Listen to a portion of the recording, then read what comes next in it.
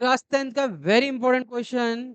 इस टाइप में जो आपको इरेशनल प्रूव करना है, ये आता ही आता है भाई बोर्ड एग्जाम में 3 मार्क्स में। Root two prove that root two is an irrational number, root 5 is an irrational number, root 3 is an irrational number, 3 + 2 root 5 is an irrational number. ऐसे कई सारे क्वेश्चन हैं जो आपके हैं। ये इसमें से एक क्वेश्चन 3 मार्क्स में आपका आता ही आता है। तो जरा सीखते हैं। Root two is an irrational number.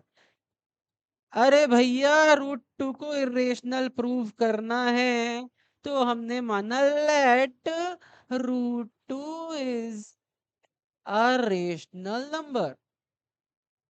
Rational number हमने इसको मान लिया। अब हम ये प्रूव कर देंगे कि ये रेशनल नंबर नहीं है। इसका मतलब क्या होगा? इरेशनल। कैसे करेंगे ये देखते हैं। Let root two is a rational number. Rational number है एंड its simplest form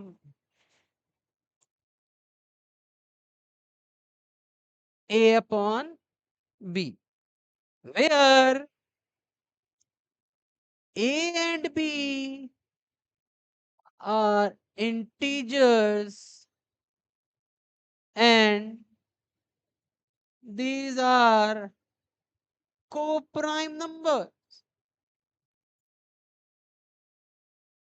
भाई को प्राइम का मतलब होता है no common factor other than one. तो आप चाहे को प्राइम लिखिए, चाहे यहां ये भी लिख सकते हैं। And no a and b have no common factor o other than 1, ये भी लिख सकते हैं। बट को प्राइम लिख दिए, बात क्लियर हो गई। यहाँ से इतनी कहानी जरूर लिख दीजिएगा, क्योंकि अगर ये एंड, हाँ यहाँ पे एक चीज हो, and b is not equal to 0। ठीक है, ये कहानी आप लिख दीजिएगा। इतनी कहानी अगर आप लिख देंगे, ठीक है, तो आपका आधा मार्क्स तो यही मिल जाएगा अकॉर्डिंग टू बोर्ड की मार्किंग स्कीम के हिसाब से। ठीक है, इतनी कहानी लिखनी है। उसके बाद देखिए, बहुत सिंपल है, बहुत ही सिंपल है भाई। क्या कहानी लिखनी है? रूट टू को रेशनल माना, let root two is a rational number. Rational है तो सिंपलेस्ट फॉर्म होगी a upon b, where v is not equal to 0, a b integers and these are coprime numbers. बस सीधी बात है भाई, 4 चीजें लिखनी है। भाई ए भाई बी को सिंपलेस्ट फॉर्म माना, तो 3 चीजों को ध्यान में रखना लिखने का। क्या? ए एंड बी इंटीजर, ठीक है, A these are coprime number and B is not equal to 0। ये 3 कहानी तो है यहाँ पे। ठीक है, याद करने के लिए मैंने आपको बता दिया। ये ऐसे बना मत देना वहां पे। ठीक है, ऐसे इसको बना मत दीजिएगा। चलिए आगे देखते हैं, प्रूव करते हैं। तो root two equal to a upon B, ये हमने माना है। स्क्वायरिंग बोथ साइड्स, स्क्वायर कर रहे बाबा, स्क्वायर करा तो ये हो गया रूट टू का स्क्वायर, a अपॉन बी का होल स्क्वायर, ये हो गया 2, और ये हो गया a square upon B square. क्या हो गया? a square upon B square. यहां से देखिए क्या निकल के आ गया, 2b square equal to A square. 2b square equal to A square. यहां से इसको इक्वेशन 1 मान ली। यहां से अगर हम देखें, 2 डिवाइड्स ए स्क्वायर, 2 डिवाइड करेगा ए स्क्वायर को, it means 2 divides a, it means 2 divides a. ठीक है, यहां तक बात क्लियर हो गई? इतनी कहानी क्लियर हो गई। ए का एक फैक्टर निकल के आ गया 2। अब ए से तो हमें कोई काम नहीं, ए को हटा दो। Now put A equal to, जो यहाँ पे नंबर है ना रूट 2 है, तो 2 रख लो। रूट 5 होगा तो 5 रख लेना, रूट 3 हुआ तो 3 रख लेना। ए इक्वल टू 2, एक कोई और वेरिएबल ले लो। यहाँ पे हम सी ले लेते हैं, 2c in equation 1, in equation 1, in equation 1 देखेंगे। बहुत सिंपल है। अब आपने रख दिया यहाँ से 2b स्क्वायर, तो 2c का होल स्क्वायर, यहाँ से हो गया आपका 4c²। ये रे देखो रे भैया क्या निकल के आ गया, 2c² equal to b²। 2 divides b², 2 divides b। ये यहाँ पे एक चीज और लिख लेना, by fundamental arithmetic theorem. Fundamental of arithmetic theorem. Fundamental of arithmetic theorem क्या कहलाती है कि कोई भी हमारा कंपोजिट नंबर होता है वो उसको हम एक एक्सप्रेस कर सकते हैं उसके प्राइम फैक्टर्स में। ठीक है, तो वही हमारी है एफएटी। तो यहाँ पे भी लिख देना by fundamental of arithmetic theorem, पूरा लिख देना फंडामेंटल ऑफ अर्थमेटिक थ्योरम। ठीक है भाई, सिंपल सीधी बात है, सिंपल सीधी बात है। Root two equal to A upon B, squaring both side, root two square equal to A upon B का होल स्क्वायर हो गया, स्क्वायरिंग बोथ साइड कर दिया, यहाँ से 2 हो गया, ये स्क्वायर अपॉन बी स्क्वायर हो गया, 2b² equal to A square, 2 divides A square, 2 divides a. यहाँ तक एक पार्ट है, ध्यान से समझना, यहाँ तक हमारा क्या है, एक पार्ट है। यहाँ तक हमारा क्या हो गया, यहाँ तक हमारा एक पार्ट हुआ। अब एक का तो फैक्टर निकल के आ गया, तो हमने एक को एलिमिनेट कर दिया 2c से।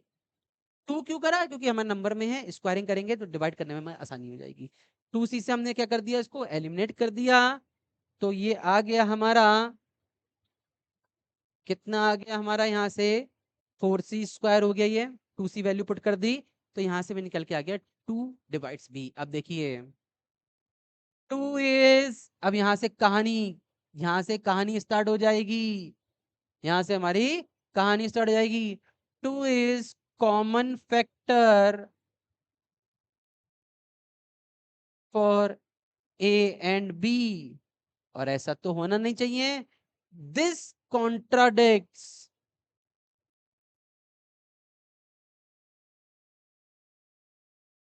दिस कॉन्ट्राडिक्ट यानी कि खंडन हो गया, कॉन्ट्राडिक्ट हो गया, the fact that, the fact that,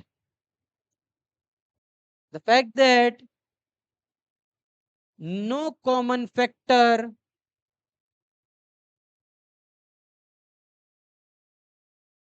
other than 1 for A and B। कैसे लिख सकते हैं, this contradict the fact that for A and B no common factor other than 1। इस वाली बात को आप A and, for A and B की बात करें अगर हम, इस वाली बात को आप यहाँ पे भी पहले भी लिख सकते हैं, कोई दिक्कत नहीं। The fact that for A and B no common factor other than 1। इसके बाद एक लाइन और लिखनी है और आपके 3 नंबर पक्के। This contradiction arises for assuming root 2 is an rational number, is a is a rational number, is a rational number, so yeah, hence root 2 is an irrational number। अब लिख दीजिएगा, ठीक है, इतनी सी कहानी। देखिए इस क्वेश्चन को हम कैसे याद कर लें, कैसे याद करके मतलब हम इसको समझे, कैसे हम इसको दिमाग में बैठा लें, तो सिंपल सी बात है भैया। √3 से मैं आपको करके दिखाता हूं। एक तो देखो पार्ट है ऊपर की कहानी, फिर यहाँ पे आएगी कैलकुलेशन या जो आप करेंगे सॉल्यूशन, फिर आएगी नीचे की कहानी। इन 3 पार्ट में आपका बटा हुआ है। ऊपर की कहानी क्या है, चलिए √3 लेके कर लेते हैं। Let √3 is a rational number, is a rational number, short में लिख रहा हूं। सिंपलेस्ट फॉर्म, सिंपलेस्ट फॉर्म की बात लिख दी आपने,